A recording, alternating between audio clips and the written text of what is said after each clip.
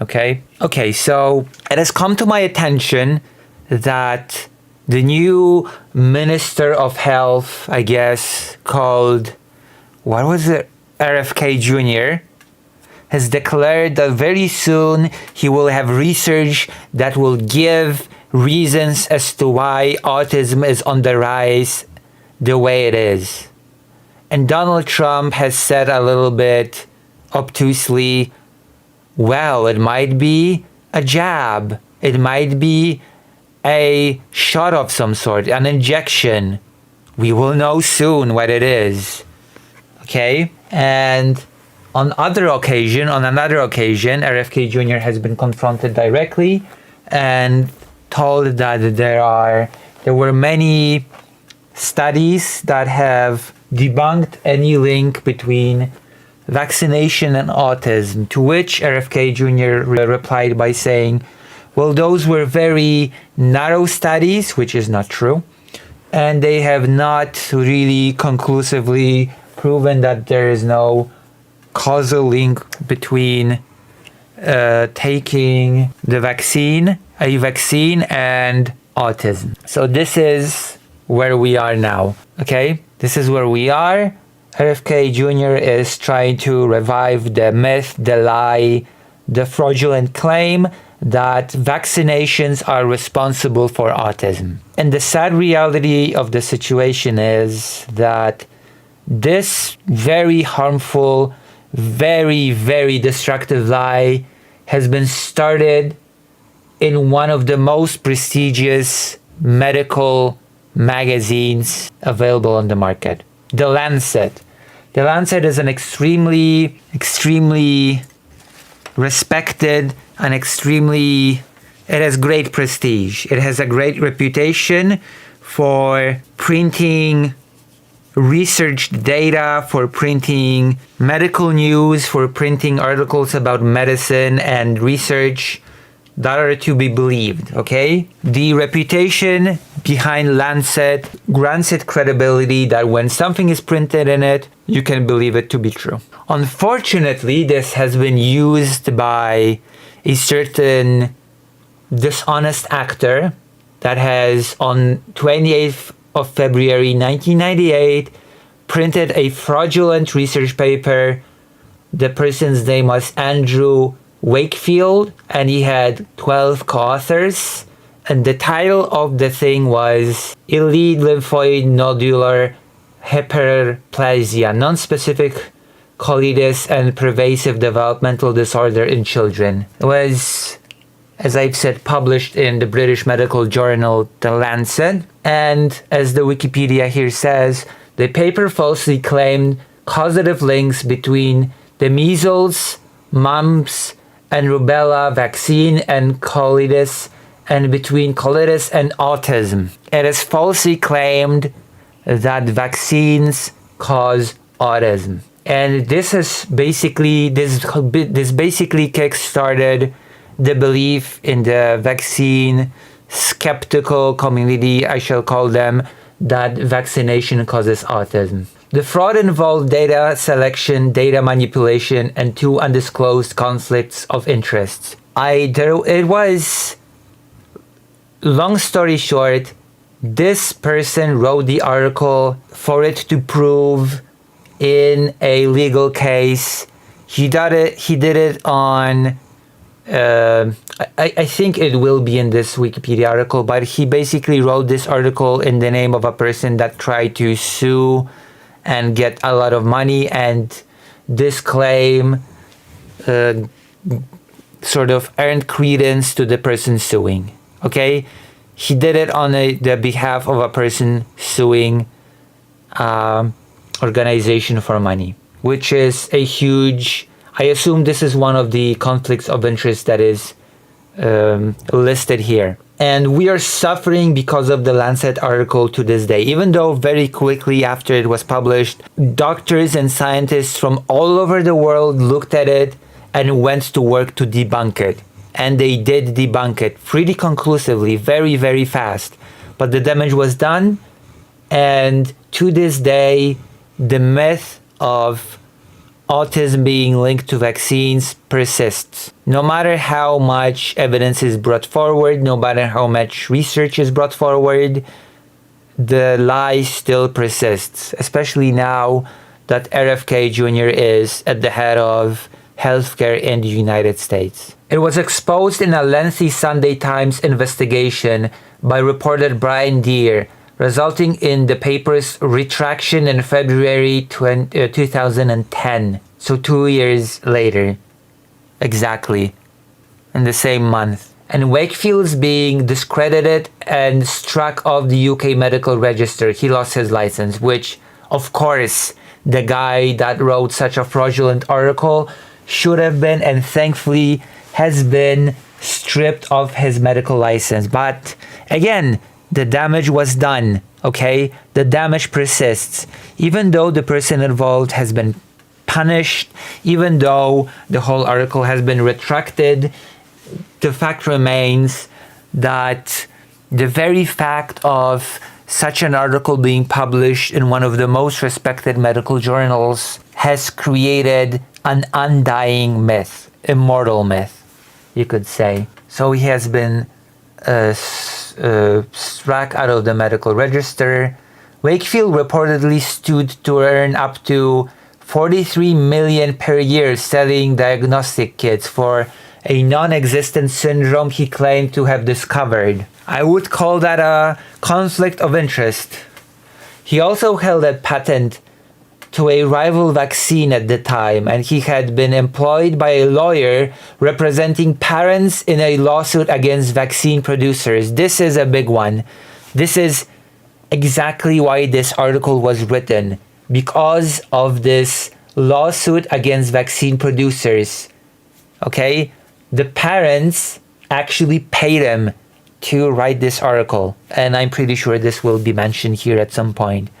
My friend did a pretty comprehensive video about this case on her YouTube channel. The scientific consensus on vaccines and autism is that there is no causal connection between MMR or any other vaccine and autism, which RFK Jr. has been publicly now putting into question as the head of medicine of the United States. So you can imagine my frustration. You can imagine just how angry I am that this lie was even allowed to be born in one of the most respected medical journals. You can understand how I want to revisit this, why I want to talk about it, and I think, I don't know, I'm pretty sure at least some of you were wondering or curious to a degree, where did this lie start? How did this whole, how did this lie start about vaccination being caused to autism? And the answer is, it started here. It started here in 1998 in the Lancet journal. Let's look into at least a little bit here. There's a time.com. The vaccine autism myth started 20 years ago. Here's why it still endures today. And this was written on February 28th, 2018. So it was like 20 years ago then, okay? It's a lot longer now. Anti-vaccination headlines like HPV vaccine leaves another 17-year-old girl paralyzed populate the internet. That and mom researches vaccines, discovers vaccination horrors, goes vaccine free are just a few examples of the fake science news stories shared this month on Facebook. I mean, I can understand misinformation to a degree being shared on social media, because social media are pretty much unregulated, okay? The regulation of social media is basically non-existent as far as I know. And it's a little bit different when you see misinformation printed in a very respected magazine in which only, peer-reviewed, completely evidence-based, completely proven articles are being, published. You know, something that you see this magazine's title and you think, I can trust that anything that is being printed here is probably true. I can trust that the information here is not a bunch of lies. That is why it's so damaging that a completely fraudulent story would appear in such a magazine. The vaccine causes anti-vaxxers. True. If you're a parent on social media, you've likely seen many posts just like these. Maybe you've even clicked on one curious. What's the harm, right? As a family physician with 4 decades of experience fighting preventable disease around the globe and a professor of anthropology, risk and decision science studying global vaccine confidence, we've seen the deadly harm that fraudulent science and unfounded claims can cause. And this is where we enter the discussion on how in 1998 the vaccine autism myth has started. It is one chilling example of fraudulent science. An infamous article published in the prestigious medical journal The Lancet, in which Andrew Wakefield, a former British doctor, falsely linked the MMR, measles, mumps, and rubella vaccine to autism. The paper eventually was retracted by the co-authors and the journal. Wakefield was delicensed by medical authorities for his deceit and callous disregard for children in his care. It took nearly 2 decades for the UK immunization rates to recover. By the end, UK families had experienced more than 12,000 cases of measles, hundreds of hospitalizations, many with serious complication, and at least 3 deaths. And this is here. President Donald Trump continues to push conspiracy. And we're gonna watch this. I'm hoping this will be the thing that I've been talking about before. Like, I've been really waiting to talk about the vaccine thing because it's one of the most damaging medical lies of our time. I believe so. I believe that this is one of the biggest, most damaging lies when it comes to medicine and health of our time. So let's see. Donald Trump built his political career on a conspiracy theory. The idea that President Obama was not born in the United States. Okay, let's see if this is not going to be connected to vaccines in any way, then I'm just going to have to cut this out of the thing. There you go. Okay, there is going to be a vaccine related thing. Okay. Donald Trump built his political Lancet is that type of medical I guess so, yeah. Career on a conspiracy theory. The idea that President Obama was not born in the United States. Trump repeatedly pushed the idea in interviews and on social media long after it was disproved. Why doesn't he show his birth certificate? And I have my own theory on Obama. It's one of the greatest scams in the history In of other politics. words, Donald Trump thrives on conspiracy theories, and unfortunately, the link between vaccines and autism is one of those conspiracies that he is now pushing, alongside his Minister of Health. But it's not the only conspiracy theory he's indulged. On the campaign trail and in the White House, he's toyed with some outlandish ideas.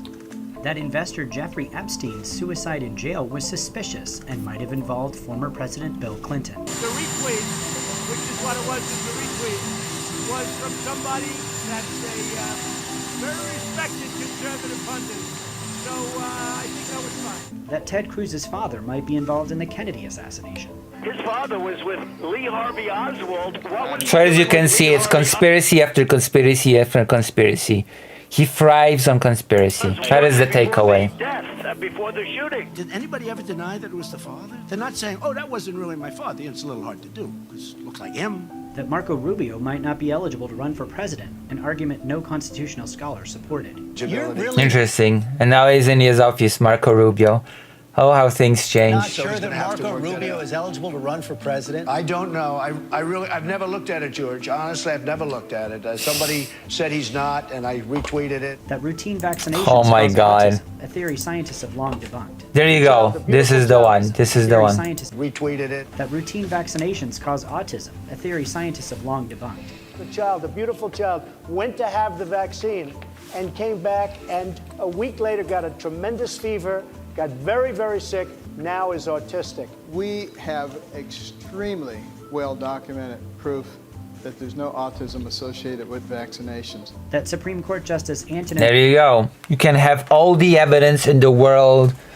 You can have all the studies in the world. It will not faze a conspiracy theorist. Never. They'll just ignore it. They will not care. They will never care. Stunningly, the vaccine autism myth still persists. It was amplified by the British media during its early years, later by celebrity endorsement, and more recently by worldwide social media. And it all started in the Lancet. Wakefield has continued his own relentless personal campaigning, moving well beyond the initial MMR vaccine scaremongering to attacking the CDC in its controversial film Vaxxed. Oh my god, I know this film. The film was pulled before screening at the Tribeca Film Festival, but found its way into independent theaters in the US and Europe. Europe's four-fold increase in measles case and 35 measles-related deaths in 2017, due largely to people not getting vaccinated, also reflects how Wakefield's vaccine autism scare can spark vaccine refusals that lead to debilitating and fatal cases of measles, maybe. In the US, measles was declared eliminated in 2000. Since 2000, however, there has been a resurgence of measles, with more than 2,216 reported cases.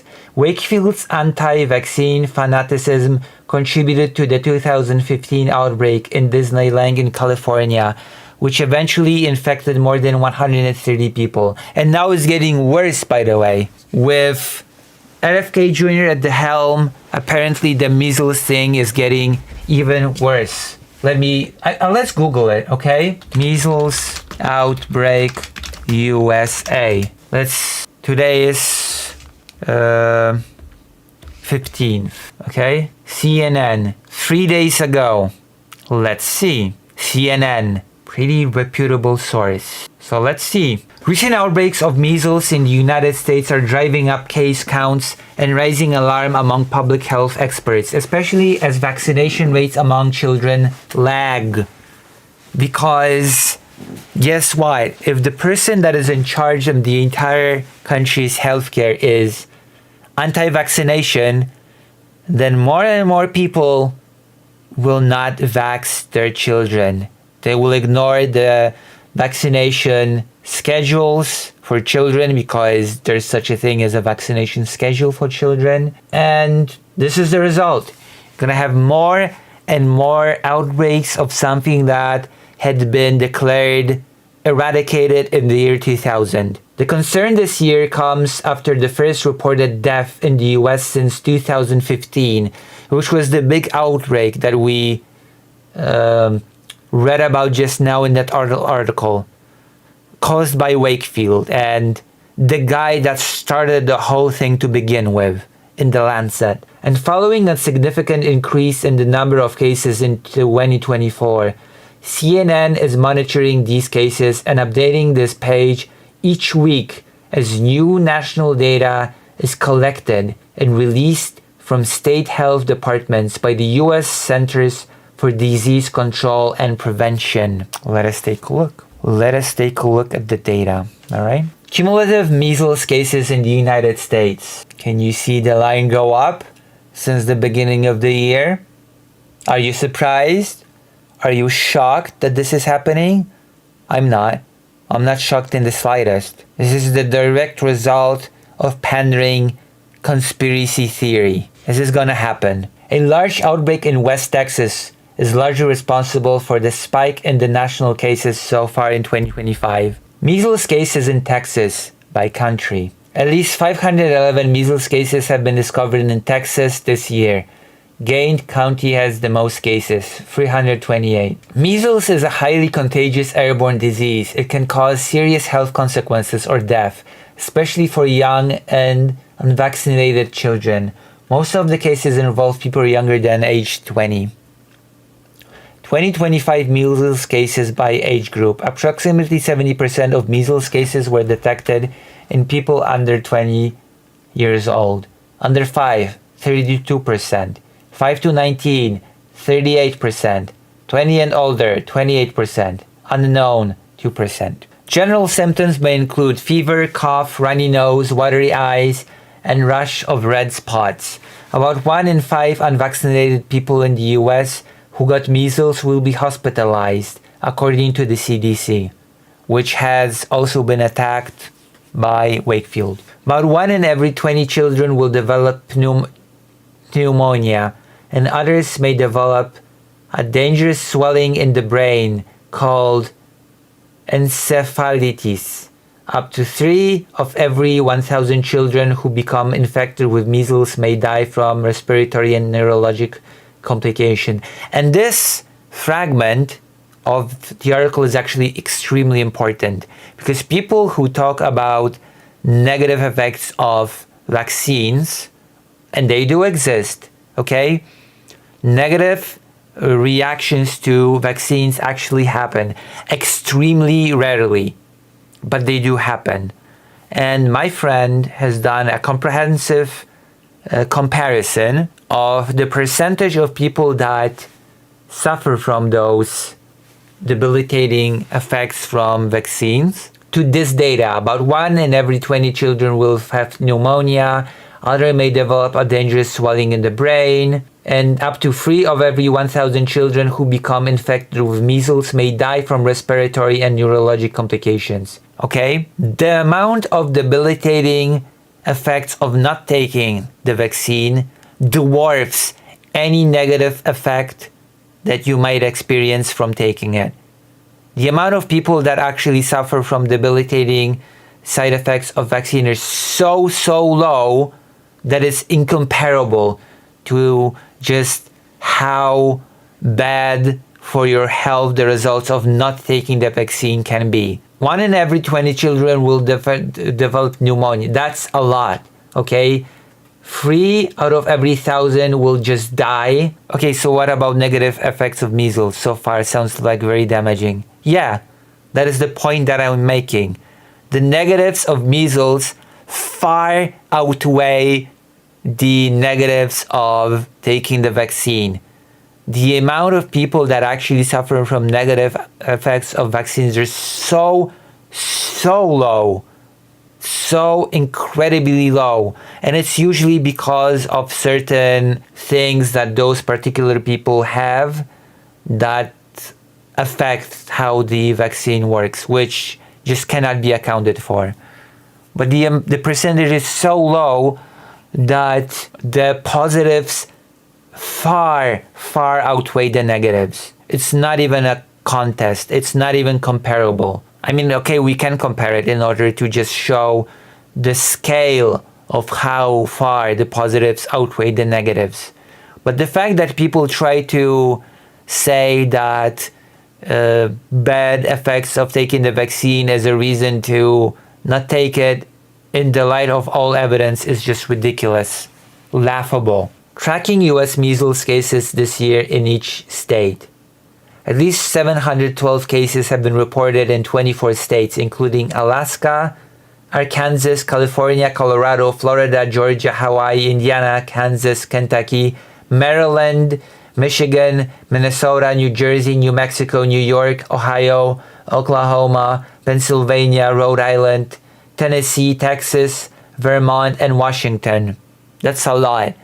That's a lot of places that have cases of measles. Measles is preventable thanks to measles has been declared as eradicated in 2000 thanks to vaccination. Measles is preventable thanks to a highly effective vaccine. Experts recommend that children get the measles, mumps, and rubella or MMR vaccine in 2 doses, the first between 12 months and 15 months of age, and a second between 4 and 6 years old. 1 dose is about 93% effective at preventing measles infection. 2 doses are about 97% effective. The current outbreak is absolutely being driven and started by unvaccinated individuals, said Dr. Michelle Mina, Chief Scientist Officer of the telehealth company eMed, and an expert in the epidemiology, immunology, and spread of infectious disease. We're not going to go through all the data. We're not going to necessarily go through every single thing in this article. But what I'm trying to say is, in very simple terms, is how a single lie in a reputable source can create one of the most damaging lies in our recent time. And I'm pretty sure the article mentioned this as well on the Wikipedia. Where is it? The Lancet and many other medical journals require papers to include the author's conclusions about the research known as the interpretation. The summary of the 1998 Lancet paper ended as follows. We identified associated gastrointestinal disease and developmental regression in a group of previously normal children, which was generally associated in time with possible environmental triggers. Aftermath. Characterized as perhaps the most damaging medical hoax of the 20th century, the Lancet paper led to a sharp drop in vaccination rates in the UK and Ireland, promotion of claimed link which continues in anti-vaccination propaganda despite being refuted. And now, the head of the United States also spreads this misinformation, this lie, this conspiracy. The head of the United States Health Ministry spreads this lie. So you can imagine that, at least in the United States, we are already seeing a decline in vaccination and the outbreaks of preventable disease such as measles. It led to an increase in the incidence of measles and mumps, resulting in deaths and serious permanent injuries. Following the initial claims in 1998, multiple large epidemiological studies were undertaken, which RFK Jr. claims are very narrow and inconclusive. Reviews of the evidence by the Centers for Disease Control and Prevention, the American Academy of Pediatrics, the Institute of Medicine of the US National Academy of Sciences, the UK National Health Service, and the Cochrane Library all found no link between the MMR vaccine and autism. What a shock.